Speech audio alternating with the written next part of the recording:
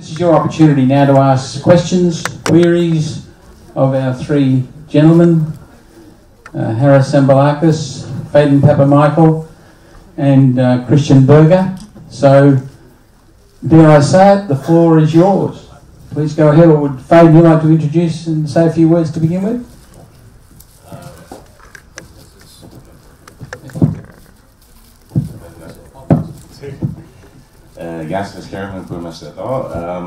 We had a little bit yesterday. We just did a very open forum Q&A, so we maybe can continue that. It seemed like there were enough questions, and otherwise we start to provocate you. Yes, or somebody else will provoke you. So, oh, here we have a question. It's a question for you, actually. We know since yesterday that you didn't attend the film school, that didn't impede you from doing very well in your life. Yes, I felt bad about that last, so I take all that back. I think everybody should go to film school. That's okay. So, if it's for free. If it's for free, you wouldn't mind going, okay. So you said you grew up in Germany, but I would like to know a little bit more from Germany, going to the States. You found a job that brought you there, you went there and found a job, something to that effect. That's a long story, but yeah, I finished my school in Germany, and it was, I wanted to, you know, my father was a production designer, so I was, you know, exposed to the cinema world because he was a production designer. He worked with Cassavetes, he did Faces, Woman Under the Influence, and Killing the Chinese Bookie in 1976. I was 13, so I visited the set, and I got to hang out. So I had so much exposure to film and filmmaking, and it was a great summer for me. I mean, I was 13 years old. It was all, you know, those sets were very different than any other. You know, it was all family working on it, and who wasn't family were people who had worked with him, you know, for a long time, and it was very loose and very organic and very creative and fun, and they were, yeah, it was great. So, of course, I was too young, but you know, I did, did open my eyes to, you know, film not just being something you watch, but something that you can actually make, and it's not maybe that crazy of a dream. And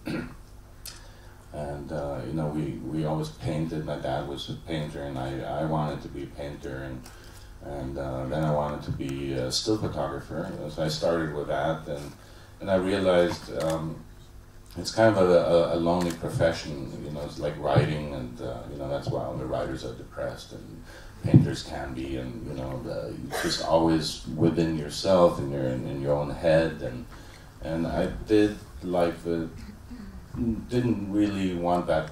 It was more a lifestyle choice to pursue a career in filmmaking, because I liked, you know, the ability to collaborate with a group of people, to be able to travel, and you know, just to have a variety of you know, every movie and every job is a completely new adventure, and if you don't like somebody, you don't have to work with them again. You're not stuck with somebody for, you know, in an office for decades. And so to accelerate the story, as soon as I finished the school in Munich, I basically got on a plane the first day I could, and went to New York, and really didn't know how to go about it, but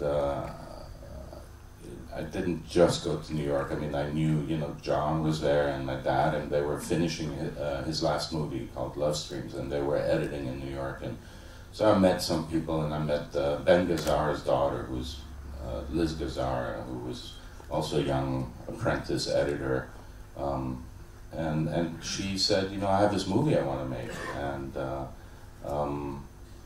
and you should shoot it. You should do the photography, she said. And I go, well, you know, I've never done it. You know, I can do still photography. She goes, it's, you know, it's the same thing. It's f-stops and exposure and composition. And I go, okay. So you know, we got the camera. We got a Eclair MPR, which was a great handheld documentary camera, and it was actually the camera that was sitting in the closet that John had done Faces with. So I luckily it still had a manual in it, and I took it out. I learned how to thread the camera, and you know, we found some tripod and we started shooting, and you know, we had lots of problems and lots of, you know, mishaps, and like the tripod kept slipping away. It was like somebody should invent this thing, you know, like to hold the legs together. And then later I saw that it's, you know, they have it. It's called a spreader, and you know. But I invented in my head how to pull focus. I explained to somebody who had never done it. You know, well, I guess if we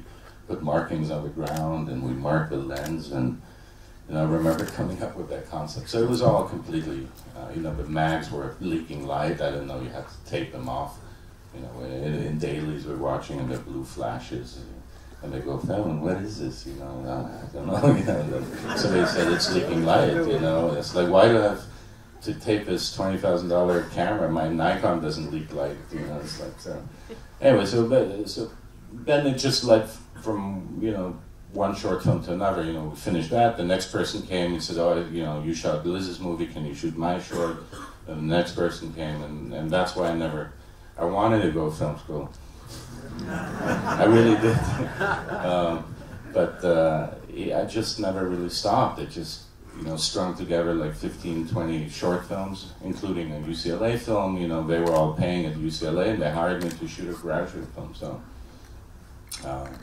I got lucky, and then I got very lucky, because then with my short films I had somebody who got a second unit job, directing job for Roger Corman, and then we did, this Roger Corman was suddenly like real movie, you know, it was 35mm, we had a BL2, we had, you know, we were getting paid, you know, not much, but we were getting something, and then my crew was mostly people from AFI, which is American Film Institute, which is a pretty, you know, respectable film school in Los Angeles, and Harry is a graduate from there, and everybody thinks I'm a graduate from there, because I was, you know, Wally Pfister was on my crew, Janusz Kaminski was my gaffer, Mauro Fiore was my key grip.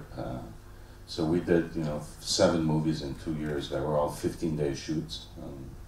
And that was my film school. I mean, that was, you had to be fast, and, you know, it was like a system like similar to a real movie. I mean, where Roger Corman was like the head of the studio. He would come, he didn't want you to use dolly track. We would have somebody in the parking lot looking for him. And so if his Mercedes would pull up, we'd take the camera off the dolly, hide the track, and obviously when he saw the movie, there were moves in it. But anyway, it was like that. So that's how I got started. And then Roger Corman, you know, generated, I mean, a lot of directors started from there. And then there's one director I did 4 movies there. And one was called Franklin, and one was Cache Rubin. We did, you know, Strip to Kill 2, Dance of the Damned, Body Chemistry, Streets. And she got a movie that was, you know, usually the directors graduate from Corman, and then they get like a bigger movie. And, you know, so the first movie I did outside was with her, and that was Poison Ivy with Drew Barrymore. That was, you know, $4 million movie at 30 days, and so that was like the first real movie. Any questions?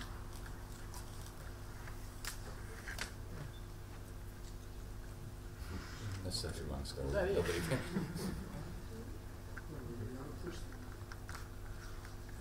Go ahead, guys.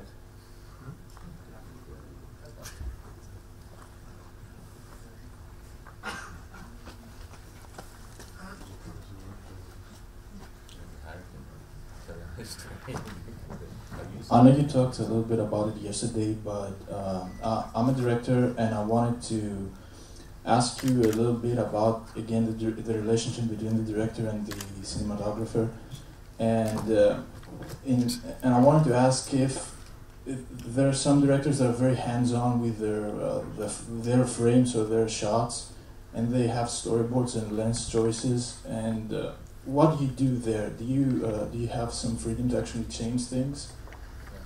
And to ask the question a little bit differently, who takes credit for a great shot? Is it the cinematographer? The director always gets credit.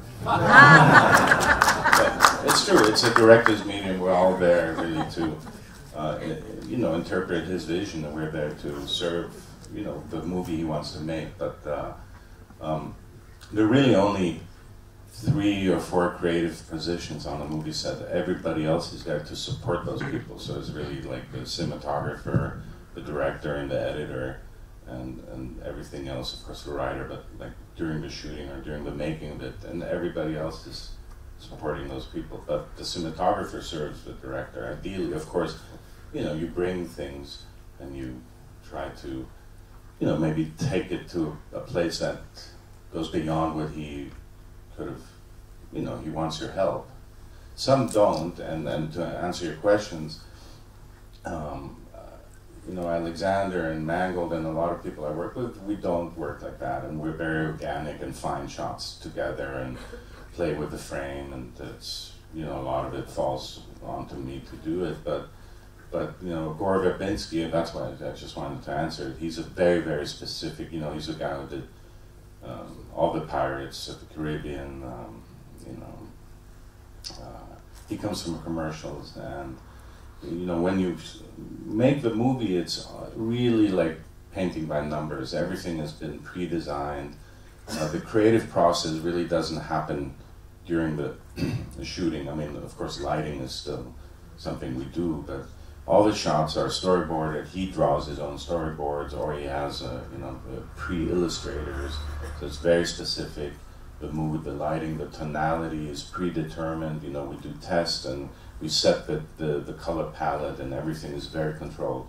And the creative process in that case happens in pre-production when we scout, because I go with him to the locations and I take stills, and we take stills that are very specific, and actually those are compositions that we you know, duplicate when we do the movie. So it's still, you know, you're still involved, and it's still creative, and you're still in control of the visuals, but when you actually make a movie, it's really just more mechanics, you know, the way Hitchcock worked, and you know, and the creative part is in pre-production. So that's, but again, it varies from picture to picture and director. Everybody will have a little bit of a different system. There are some people who make storyboards and then use them as a rough guide or a reference, or just because production or the producer wants to have a shot list, so you know, they can check if we're on time, and you know, if we have 22 shots that day,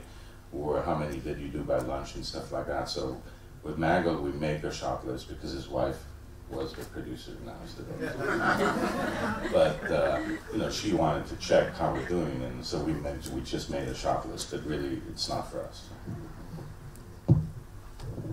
I'll just answer very quickly something related to that, and I'll give you 2 examples. I heard from a terrible director, Brett Ratner, what he thought Dante Spinotti was, who's a brilliant cinematographer, and he said it's like doing maths with a calculator when you make films with Dante.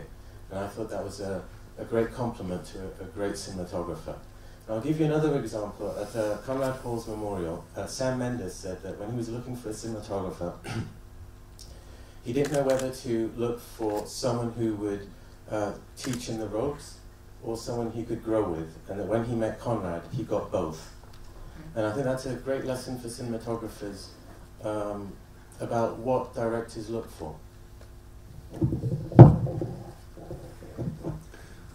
I think it's just, as we discussed it already yesterday, a question of partnership and chemistry. And you can have big fights with somebody with good results and big harmony with bad results.